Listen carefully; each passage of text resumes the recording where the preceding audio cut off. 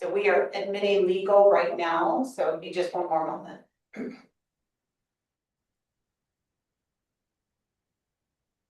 Can you tell me if all the board members have joined? Just one. We're just waiting on 20. Okay. Director Mayer, our last board member is joining right now, and so then we will be ready to begin the meeting. We appreciate you sharing today.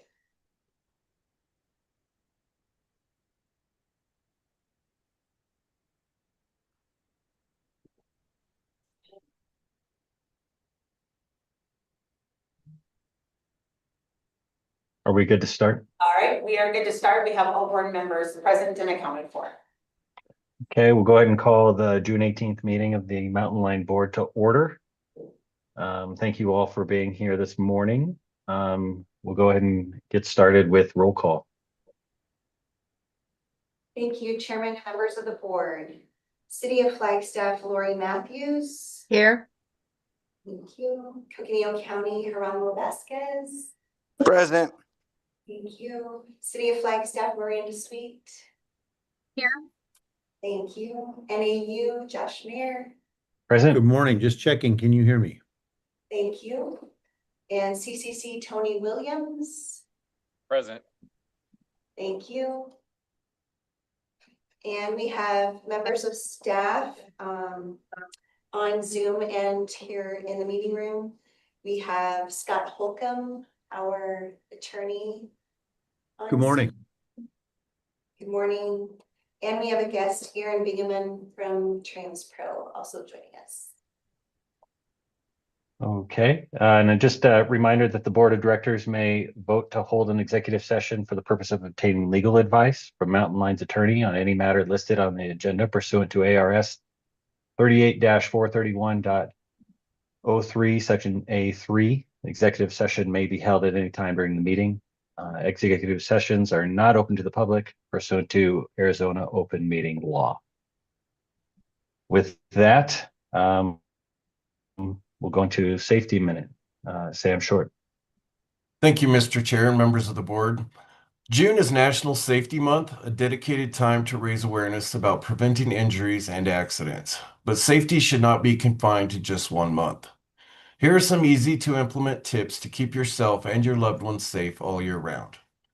If your job involves potentially hazardous conditions, following safety guidelines is paramount. This includes wearing high visibility clothing in low light environments, using proper footwear with good traction, and ensuring all equipment is functioning correctly before operating it. Don't be afraid to speak up if you see unsafe practices. Your voice can prevent accidents. Disasters can strike anywhere at any time. Be prepared. You can minimize stress and confusion in the face of an emergency. Work with your family or coworkers to create an emergency plan that outlines evacuation routes, communication strategies, and meeting locations. Regularly updating your plan and conduct practice and drills to ensure everyone knows what to do.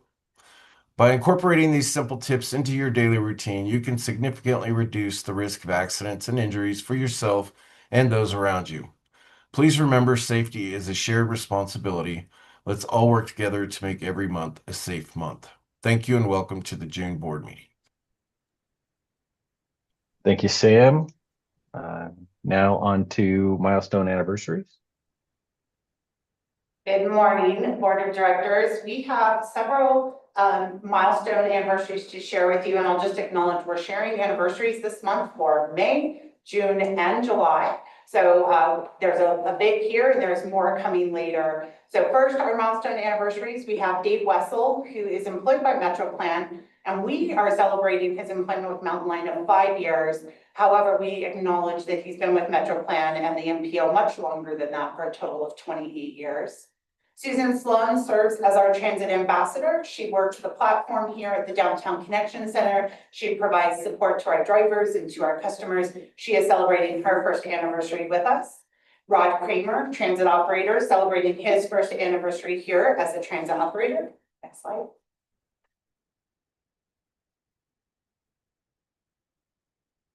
And then we're also celebrating Corey Cooper, who celebrates his first year with MetroPlan as he's in charge of the Safe Routes to School program. Andre Mosey is our transit operator, celebrating his first year, as well as Andy Cody and Harriet Cody, also celebrating their first years here as transit operators. I think that concludes the milestone anniversaries. Yes, thank you. Thank you. Lots of first year anniversaries. Great to see.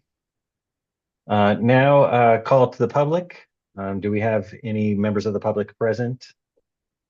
We do not. Okay, and no written comments submitted? No. Okay, thanks so much. So now on to approval of the minutes. Hopefully we've had some time to review those, and I'll entertain motion to approve the minutes for both the April meeting and the board and TAC joint meeting in May. Chair, this is Councilmember Matthews. I move to approve both the regular meeting minutes on April 16th, 2025, and the board and TAC joint meeting held on May 21st, 2025. Thanks so much. Do we have a second? I'll second. Seconded by we'll give it to Tony. All those in favor? Aye. Aye. Any opposed? Motion carries. The meeting minutes are approved. Now on to the fiscal year 2026 budget adoption. I believe we just have the one slide, and Heather, you were going to speak to that slide. Is that correct? Thank you. Typically in June, we don't have a formal presentation because we're really seeking adoption, but we did prepare, if you'll go to the next slide, Rhonda, just a summary of the budget that we are asking you to approve today. And I wanted just to go over a couple of things. This really is meant to illustrate the information that was included in the summary sheet in your packet. So we provided a summary sheet as well as the full line-by-line budget. A couple of notes before I turn it over to you for questions, comments, or action to adopt as recommended. Just a few reminders. The February presentation was focused on the workforce budget, including an increase of $1.1 million to accommodate the following: a $5 an hour off budget wage increase that was implemented in fiscal year 2025 for our operations staff, the compensation plan that was reviewed in May, and the org structure changes, what we call phase one of those changes, which is adding back the planning director and hiring a finance director.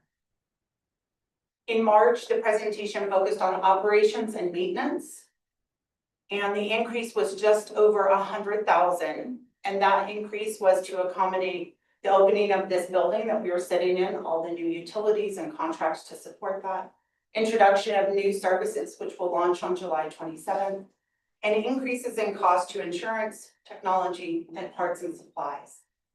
The April presentation detailed our capital programs, and the final presentation in May reviewed the various revenue sources that would be used to support the budget ask.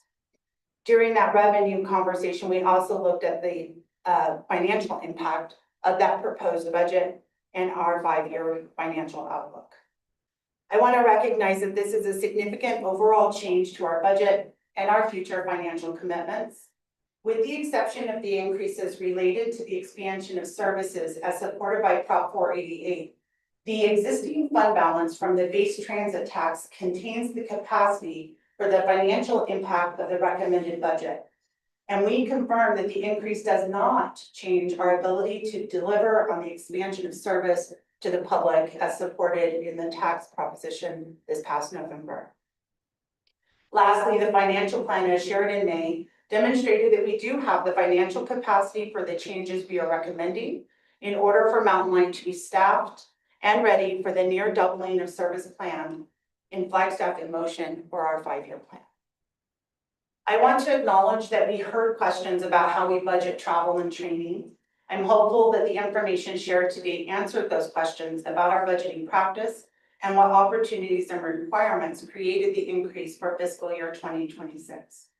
I also want to acknowledge that as we prepare for fiscal year 2027, we will, as usual, start with a review of the budget process as we want to hear your feedback on what did or didn't work in this year's budget process and ensure we're giving you the information and the documents and the time needed for you to feel confident in a budget recommendation and its eventual adoption in June of each year.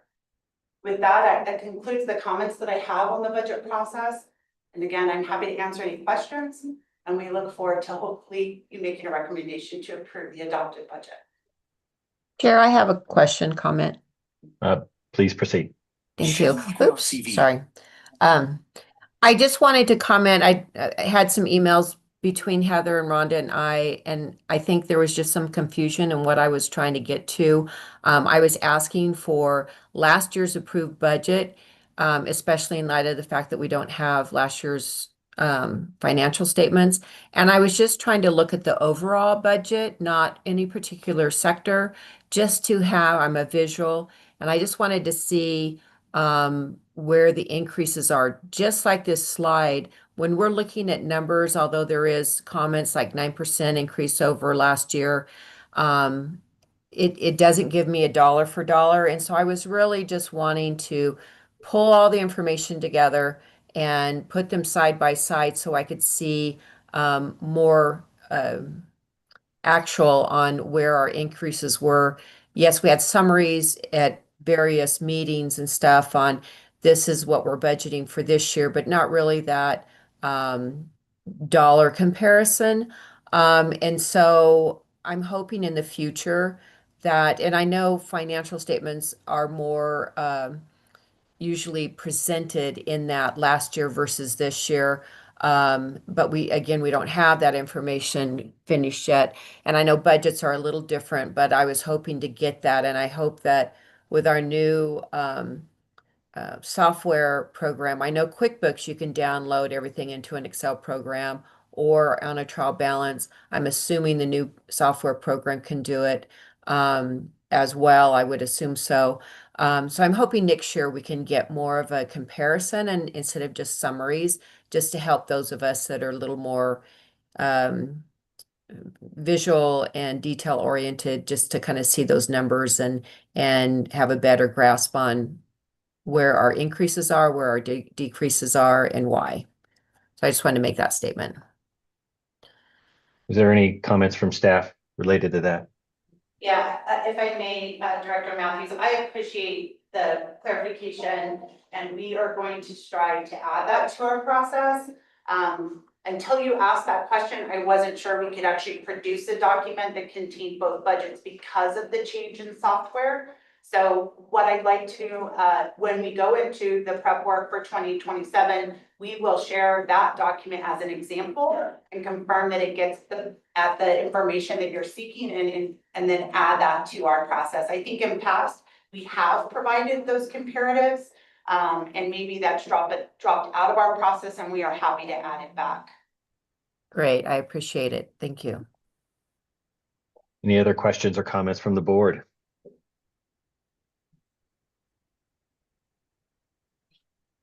Hearing none, we'll look for a motion.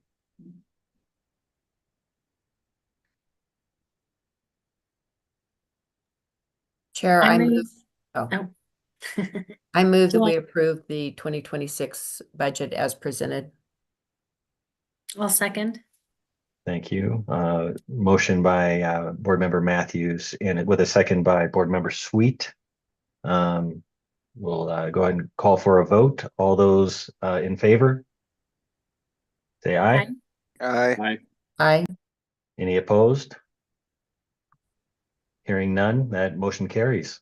Thanks so much. Thank you. So now on to the paratransit guide and rules of service delivery. Randy Sherping. Good morning, Honorable Chair and members of the board. Staff is recommending the Board of Directors opens the public hearing and comment period through August 20th, 2025 for proposed changes to our paratransit guide and rules for delivery service. Next slide, please. Currently, to give some background, our no-show trips and our late cancellation trips are accounting for approximately 24% or 4,580 of the 18,996 trips conducted so far. So a no-show is the van arrives, waits the 5-minute period, and departs, and the client isn't ready for transport or doesn't show up to the van, so it's listed as a no-show. Or they cancel their trip within 2 hours of the scheduled pickup time. Late cancels are also considered as no-shows. So this puts a strain on our resources when we're trying to serve the community, as it's related to our service excellence in our 5-year plan. This comment period, also is related to our strategic goals and objectives of community engagement and seeking information from the shareholders or the stakeholders as far as issues that it might cause if these changes were put into place. Next slide, please.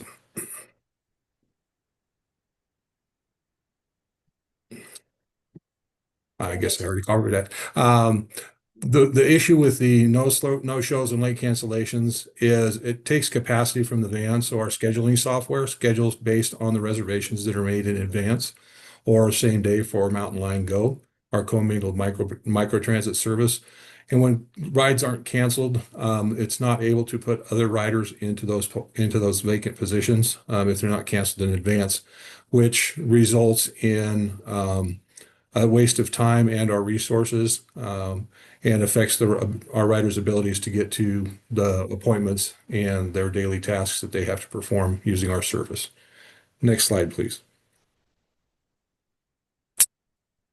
Our current pickup window is in accordance with ADA standards, and that is 15 minutes before and 15 minutes after a negotiated pickup time. So for instance, if a customer schedules a pickup time of 2 o'clock, their pickup window would be from 1:45 to 2:15 p.m. Once the vehicle arrives, the driver will wait 5 minutes and leave and mark the trip as a no-show. The issues that arise is the driver could actually arrive prior to the negotiated pickup time, within that 15 minutes prior, wait their 5 minutes and depart before the negotiated pickup time, which results in no-show trips.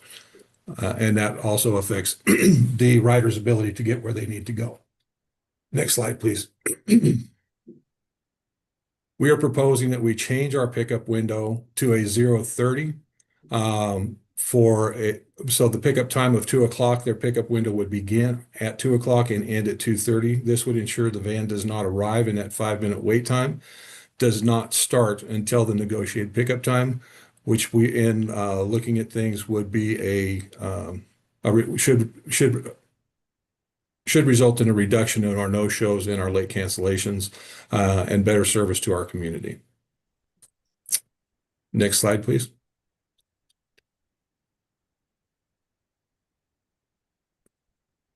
Another issue that we've identified is advanced reservation. The ADA requires paratransit customers to schedule their trips in advance. Example, they would have to schedule a trip by 5 o'clock on Sunday to travel on Monday. Mountain Line allows trips to be scheduled currently up to 14 days in advance.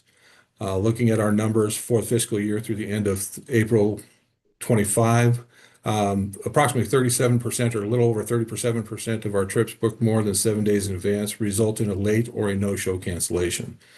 Adjusting the advance window reservation to a 7 days in advance will reduce the number of cancellations and again enhance the rider and customer service experience in being able to book their trips when they need them. Next slide, please.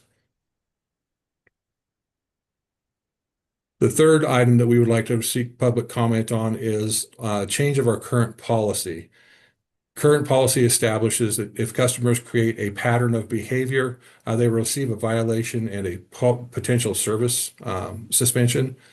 Determining the measure of, or determining these violations is 5 no-shows in a calendar month and a total of no-show trips that are 20% or greater of the total trips booked in the calendar month.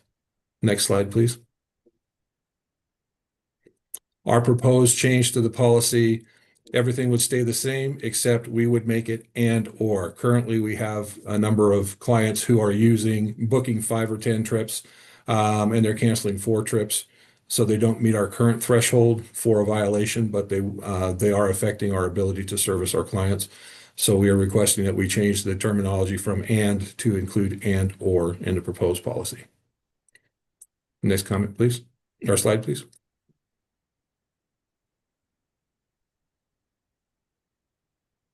To communicate this change to the public, staff has created a letter to be sent out in addition to a survey where the clients can return the survey by mail. Each survey has a QR code on it that will allow them to take the survey online, which is an exact duplicate of the survey that's on paper. We will compile this information to present to the board in August with our recommendation as to whether or not to proceed with these proposed changes, as based on public input and what the changes the effect the changes would have on them. Following the meeting with the TAC committee, a question was posed about advising advance notification in addition to the notification they receive now that the van is en route when it's 5 or 10 minutes prior to their pickup time.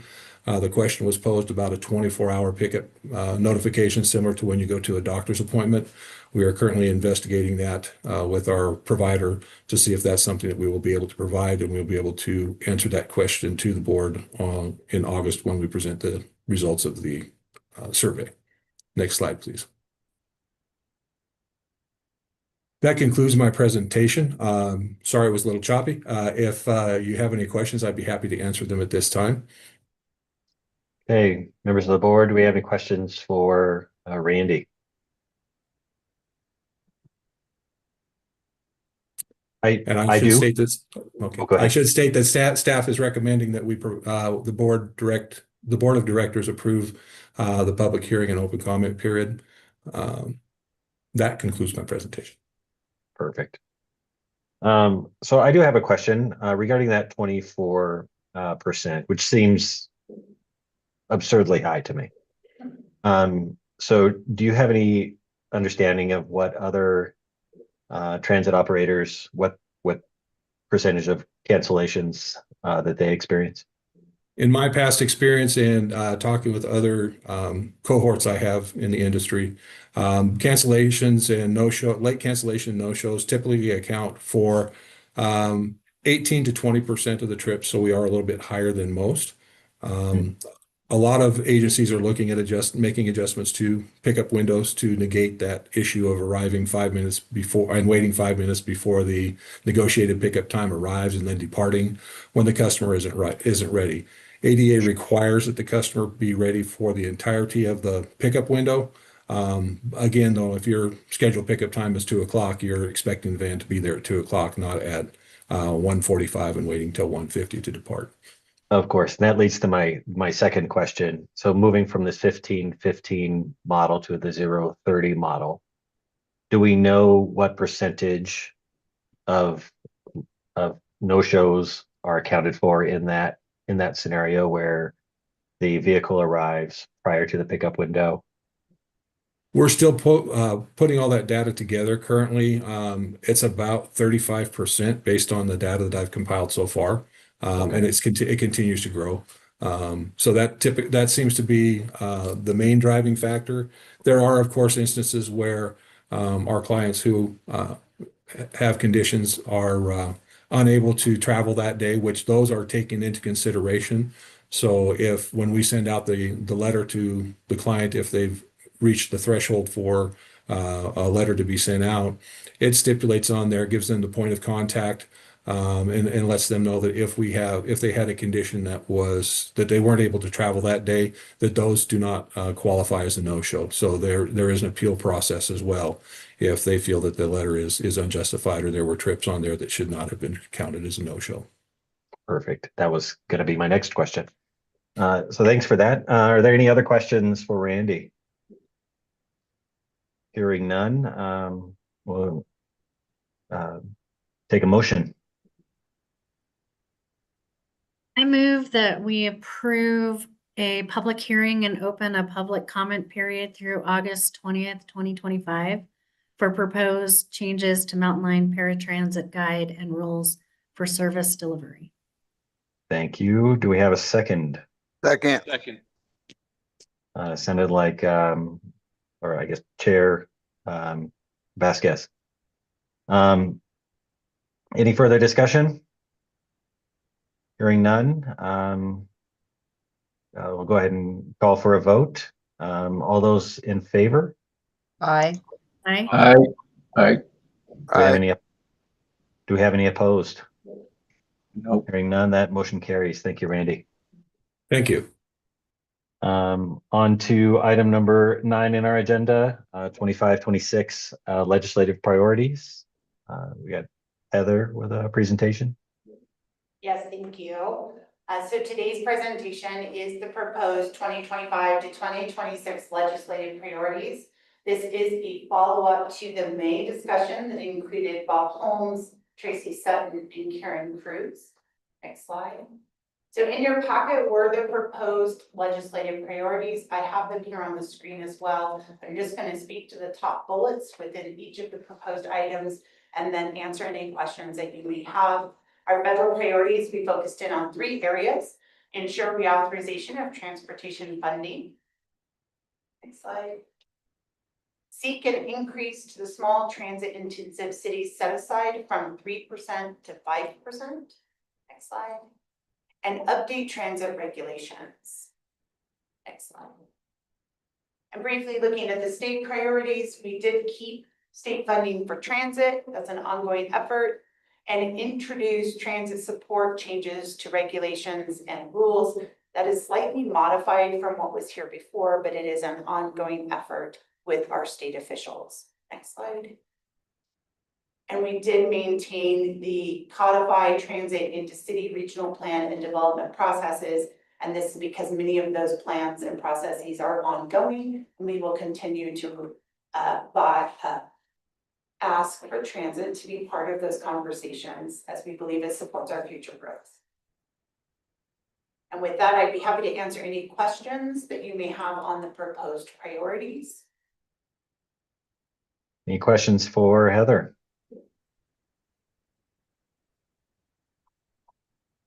All right. Hearing none, I'll entertain a motion. I move that we approve and adopt the 2025-2026 legislative priorities. And a second. I'll second. Board Okay, Matthews. Thank you. Thank you, Board Member Matthews. Any discussion on those? Hearing none, we'll go ahead and call for a vote. All those in favor? Aye. Aye. Aye. Any opposed? Okay, the motion carries unanimously. Thank you so much, Heather. Thank you.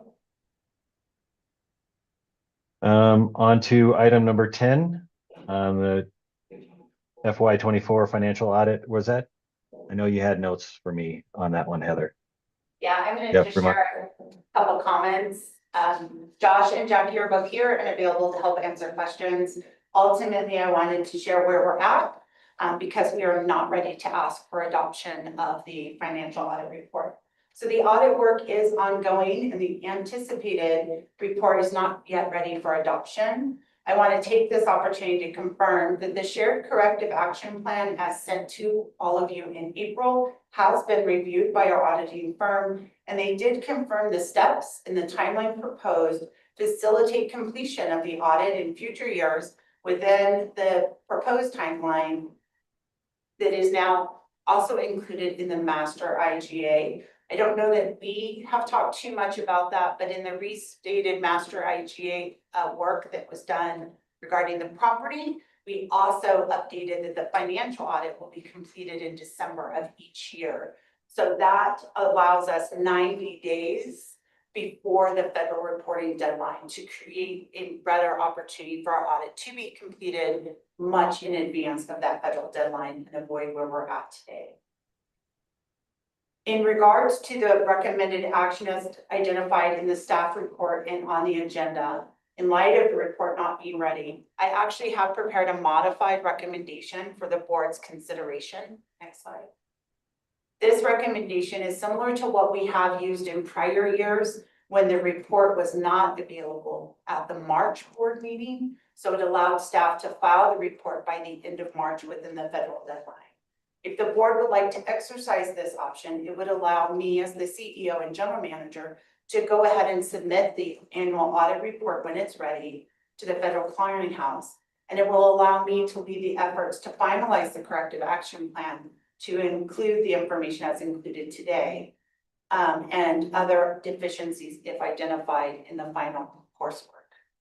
If the board does not want to modify or amend the recommended action as proposed, this item should be tabled, and we will look to schedule a special meeting when the final report and corrective action plan are finalized and ready to submit. I will add that if your option is to modify the recommendation as on the screen, Mountain Line and staff will of course bring back the audit report for you, as well as the corrective action plan for your consideration and discussion. And that concludes the statement that I had prepared regarding this, because we really don't have a presentation since we don't have it. Do we have any questions for staff? Can I just clarify, Heather, if we go with the modified recommendation, which I'm good with, when you do submit everything, you will let the board know at that time that you're submitting it, even if we don't have a meeting for a month or 2 weeks or what have you? Yes, absolutely. I will submit to you a confirmation that the report was filed. I will also send you a copy of the report at the same time, and we will agendize it for a future meeting for follow-up discussion. Great, thank you. Of course. Member Matthews, did you have a question? I saw you came off mute. Or is Council or board member Sweet asked it. I just wanted to make sure we were going to get a copy of the report and the confirmation that it was submitted. So thank you. great. Any other questions for staff? Seeing none, I'll entertain a motion.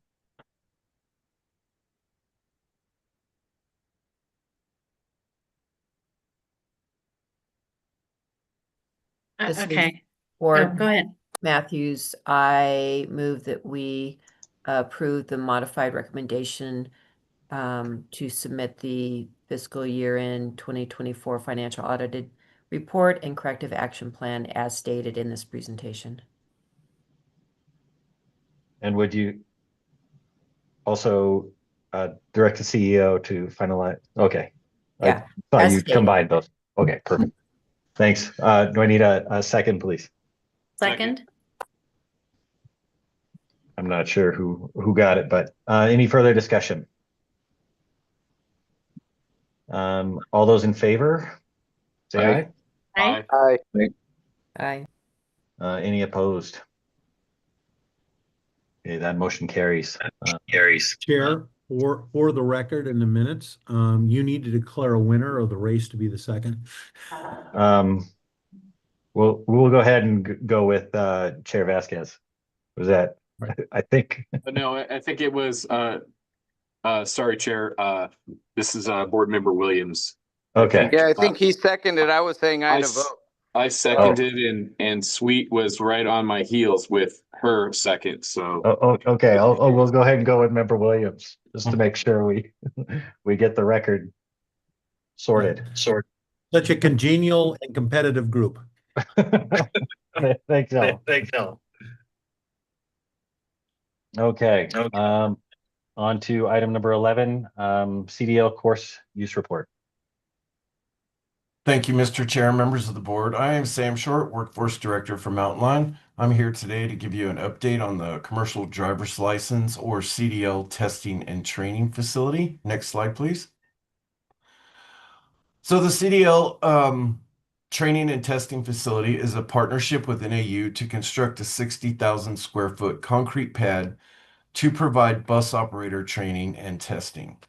The course was officially opened on May 22nd, 2024, and the course is located behind Building 77 on the NAU campus behind the Facilities Services building, which is on the southeast corner of the NAU campus.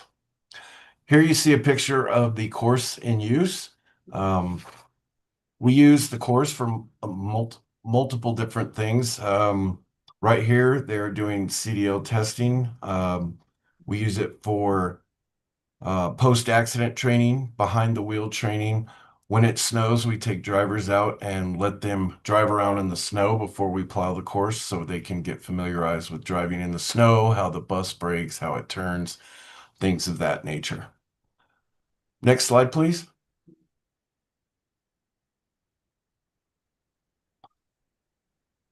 Some of the local partners that have also taken advantage of this course was, of course, NAU. I believe they've used it just as much as we have over the past year and 1 month. All of the local law enforcement agencies in the surrounding area have used the course at least one time in the past year. Phoenix Truck Driving School, we are currently entering into an agreement with them so they can use the course. And we also have other partner agencies in Northern Arizona that are currently looking into using the course from us as well. Agencies like Hopi CNOM and Cottonwood Area Transit. Next slide, please.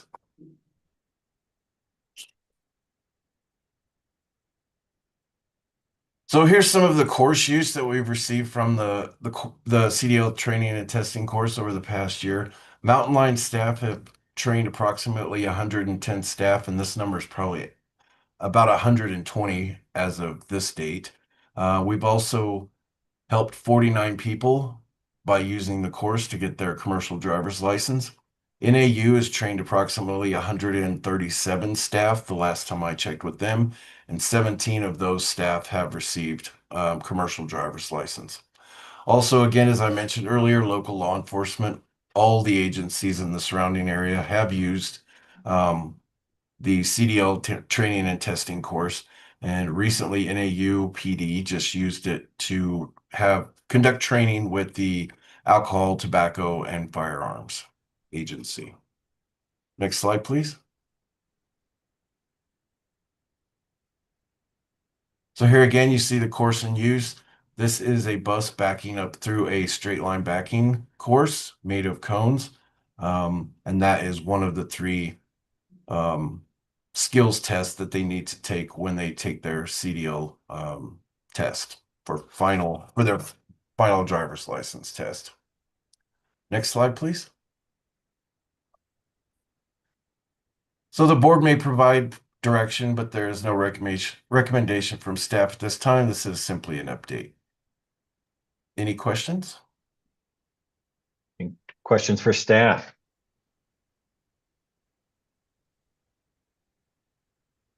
Seeing or hearing none.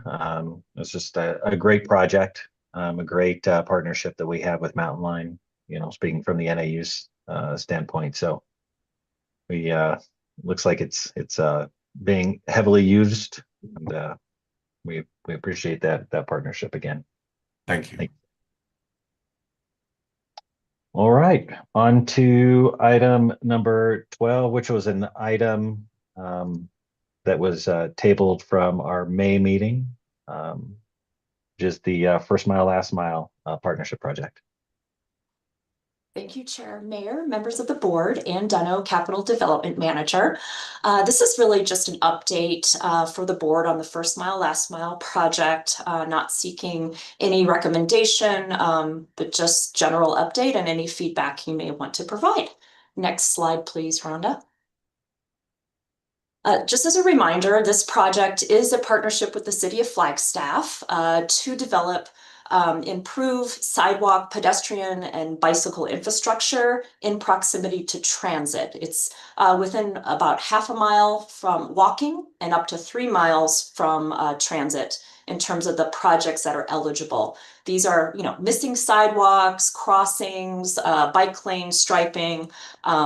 We did identify that because of the complexity of this project overall, looking at all the needs across the community, that we limited the projects to be located within the existing right-of-way. Next slide, please, Rhonda.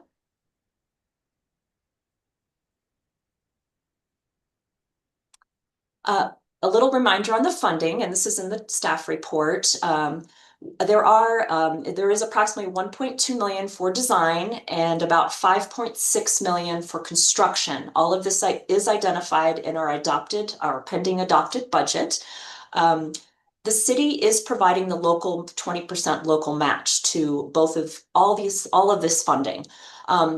there are buckets of funding that had to be when obligated with the grant that we had to commit for values for pedestrian and bicycle versus during design and construction. Next slide, please, Rhonda.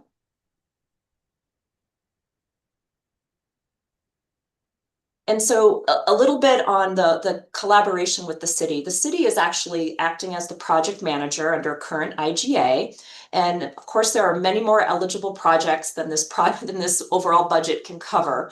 And so part of the screening process was really working through feasibility of all the needs that fit within the eligibility of the grant, along with a little bit of the buckets of money that we can allocate towards pedestrian versus bike. And we are able to cover potential crossings as a bike and ped funding type of use, because obviously bicycles all use crossings as well. And so we worked through a whole process with the city and went through a whole list of projects through feasibility, 60%, and then final. And the city did identify and bring up I believe it's 4 projects that are up at final design for sidewalks, and they selected one project that I'll show in the next slide to actually deliver in 2025.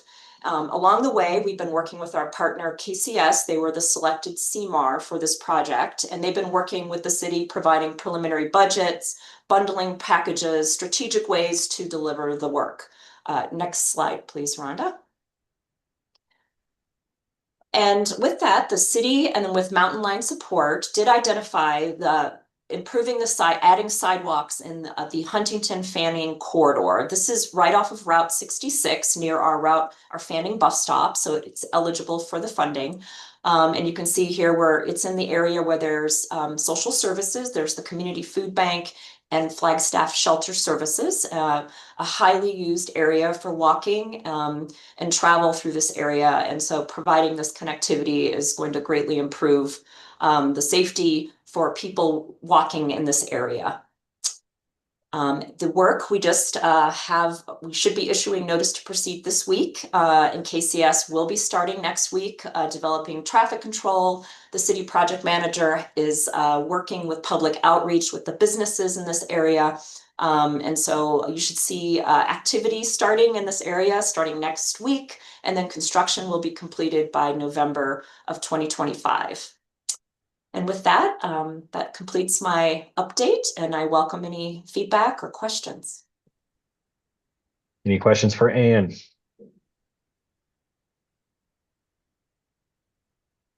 All right, hearing none. Thanks so much, Ann. Appreciate it. Okay, now on to item number 13, CEO annual review. Heather, are you going to kick us off? A very brief presentation. It's mostly to confirm the objectives and steps to complete the annual CEO evaluation process. I did include with the staff report the actual adopted process, but wanted to highlight a couple of things. Next slide.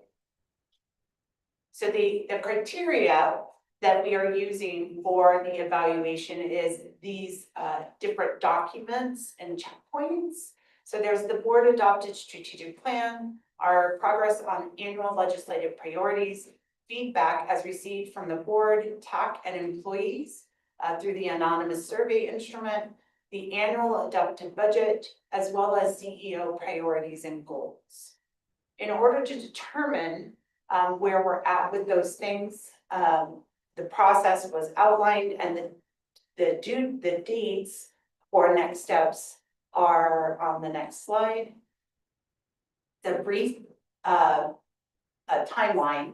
So with your comments today, if there's no changes, HR manager Cody Beaver will send a survey link out on July 1st. The goal is to obtain feedback from the board, the TAC, and staff in July so that the report or results can be compiled and reported back to me by August 1st, with a report to the board from me by August 30th, and presented back to the board at the September board meeting. Sometimes we've been able to actually make that presentation in August as well, but the process actually says it could be done as late as September. I will just note that I will not be at the August board meeting for personal time off. So this year, if this is the process we use, the presentation will definitely be in September. So with that brief overview, that's everything I have to present, mostly looking for comments or feedback, especially if you would like to see something change this year. I want to add in that I think is in the staff report, I think there is an opportunity for us to look at how the CEO annual evaluation is done and tie more closely to our key performance indicators or benchmarks, as well as our strategic plan. And I'm proposing that we add that to our next strategic plan work, the scope of work that we're going to be going out to bid with soon, because it's time to update the strategic plan. But we're asking that contractor to come in and help us tie the strategic plan to the KPIs and then the CEO annual evaluation. So with that, I would turn it back over to you for any comments or questions. So to be clear, there's no, we're just providing direction. There's nothing to approve at this point. That's correct. No proposed action. Thank you for clarifying. Sure thing. Any comments or questions for Heather or staff on this item? I think it looks good. And Heather, when you add in the other elements, I think that'll really enhance the evaluation. So I'm glad that you're doing that. Thank you. Thank you, Member Sweet. Any other questions or comments? All right. Hearing none, we'll move on to the next item. Thanks so much. The next item is consideration approval of the consent agenda. Unless there's anybody that would like to pull any of the items 14 through 20, I'll entertain a motion to approve the consent agenda.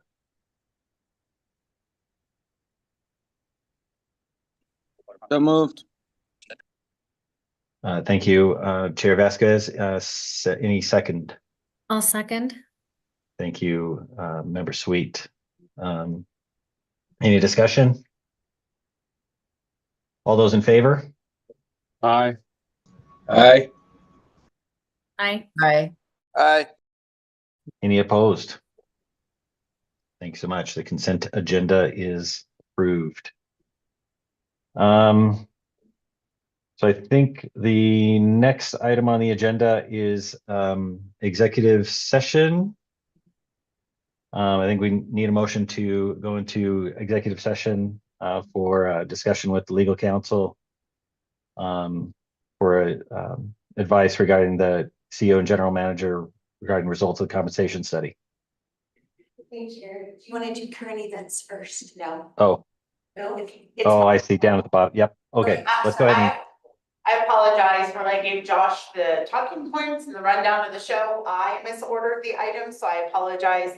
I would prefer we spend this time on the executive session, coming back into public session to do progress reports, including current events as time allows. I apologize. Perfect. I didn't see item number 26 there. So we're looking for we are looking for a motion to go into executive session. I move that we go into executive session. I'll second.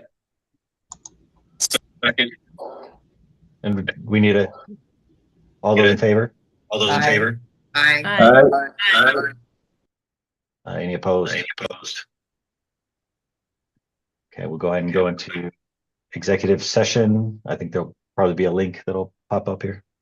Yep, IT is going to work their magic and the staff is leaving the conference room here.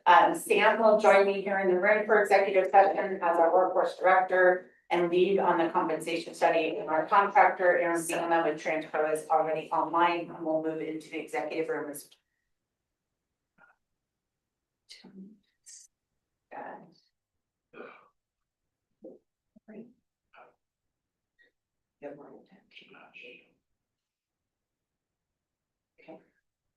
You said Lori. Yep. Is Judy Gay still on? Okay, Judy and Jeff. Okay. Yep. Are we getting a link? Ellen? You'll get a pop-up here in just a moment that Okay. says to join a separate room. Sorry, IT's working on it right now. So that, and then Sam and Heather. And they're here in the room. And The we're- joys of new technology. Now that you have anything you need to present. Yes. Oh, I do. Yeah, so I need to stop sharing. I'm not signed in. We have her in this room. Yep. Stop sharing. And then I'm gonna minimize that. Find her presentation. So I'll open the room while I get this switched over. And then meeting room will still show executive session. I'll And show you'll it slide. when I set the slide, so I get out. Okay.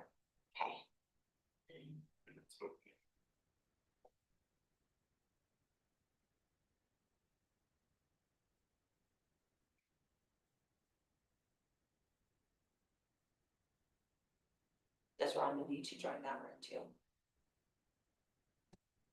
From here, sure, yeah. Yeah, but this. Okay.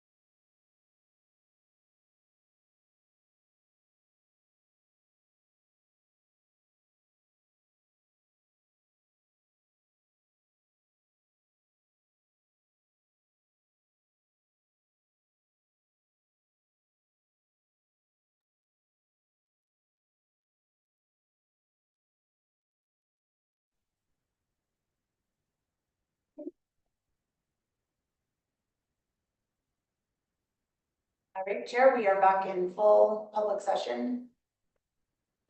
Thank you. I know we have the summary of current events, but I think we need to wrap up item number 27 first. I think we need an action to table that item. Right. So I'll entertain a motion to table item number 27 until our August meeting. So moved. I'll Thank second. you. Thank you, Member Williams and Member Matthews on the second. All those in favor of tabling the item? Aye. Aye. Any Aye. opposed? Oh, sorry, any opposed? Okay, that motion carries. Thanks so much. And now on to the summary of the current events. Item number 26. Great, thank you. Brenda, if you'll go to next slide. I just have a few things to share with you. Some are within the current events in your packet and some are additions, like breaking news. So just wanted to make sure all of you are aware that we do have 2 tax seats that are either open or coming open. City of Flagstaff is currently recruiting for their citizen advisor and alternate advisor that sits on our transit advisory committee on behalf of the City of Flagstaff. Interested parties can apply on the city's website, so please help spread the word if you know anyone that's interested and is a city resident. Additionally, Coconino County will be going through this process soon. Same exact things as citizen advisor and an alternate to be appointed this fall. And as soon as we have that website, we will share it. That does require the person to live outside the city limits. So I appreciate you helping us socialize those seat needs. Our transit advisory committee is important to what we do, and these citizens are critical to that work. Next slide. We did host the Arizona Transit Association conference in April. I know this feels like a look way back, but in May we tabled this presentation. So I wanted to share with you, we were very successful in hosting 2 different tours of our facilities here in Flagstaff, over 300 attendees at the event. Here in Flagstaff, happy to have our colleagues here celebrating transit and the work that we do. And we have continued to receive a plethora of questions about our facilities and how we accomplish them and how agencies can take advantage of them, especially the CDL training course. Next slide.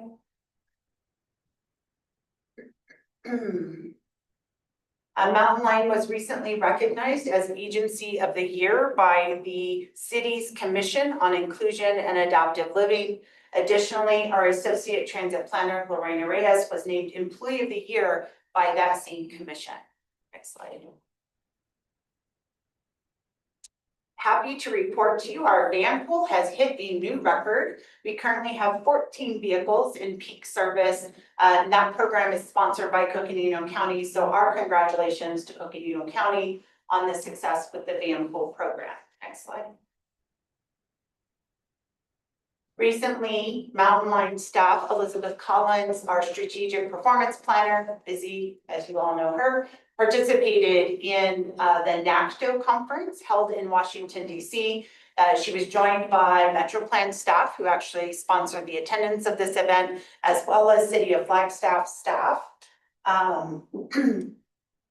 While there, they were able to see some different multimodal support systems. I should tell you, NACTO is the National Association of City Transportation Officials, in case you didn't know the acronym. And we were grateful for Busy's opportunity to participate through this effort with MetroPlan.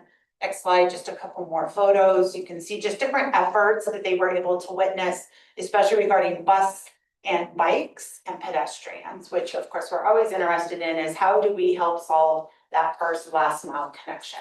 Next slide. And now I'll run through some anniversaries that haven't already been shared. Ann Dunno, who presented today, is celebrating 11 years as our capital development manager. Ryan Mitchell, serving as a transit operator, celebrates 4 years. These were both May anniversaries. Next slide. And in June, we celebrated our very own Rhonda Cashman, 14 years as executive assistant and clerk of the board. Karen Moeller, transit operator, serving 11 years. You may know Karen's face because she's served in a lot of roles here at Mountain Lion, as well as a short term at MetroPlan as well. Aaliyah De La Torre is our finance coordinator, celebrating 3 years, and Mike Langen celebrating 3 years as one of our transit operators. slide. Couple more June ones, our very own Cody Weaver, who's in the room today, celebrating her second year as our Human Resources Manager, and Blaine Williams celebrating 2 years as a transit operator. Told you there was a lot of them. And then in July, we're celebrating John Mathis, who's running this meeting today, 19 years as our IT manager. Maria Cardenas, serving as a transit operator for 3 years. Maria is actually dedicated to our paratransit division. Jose Peralta, celebrating 3 years as an operator. And then Jerry Holsworth is celebrating 7 years. He did warn me he's probably nearly done. Next slide. And last 2 July anniversaries, Andy Brown celebrating 13 years as one of our transit operators, and Mark Appenberger, who oversees fleet, work orders and systems, celebrating 17 years with Mountain Lion. I think that concludes anniversaries. Just a couple other announcements. Mountain Lion was featured in a report by the Transit for All group. The report was called Small Cities, Big Moves. We were one of 7 small urban systems highlighted in the report. The goal was to really highlight the value and importance of transit in small urban communities. We also participated in a follow-up webinar with a group, America Walks, to talk about our programs and the different things that we do in the community. I'm happy to forward the link to the report and to that webinar if you have interest.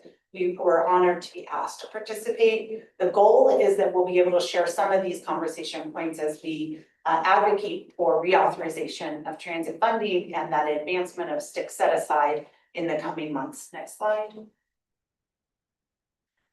Just wanted to share, if you've not driven by, here is our final product. We're actually sitting in the conference room today, and thank you so much for making the switch to online. We are having lots of HVAC fun. The break room is sometimes 60 degrees and sometimes 80 degrees.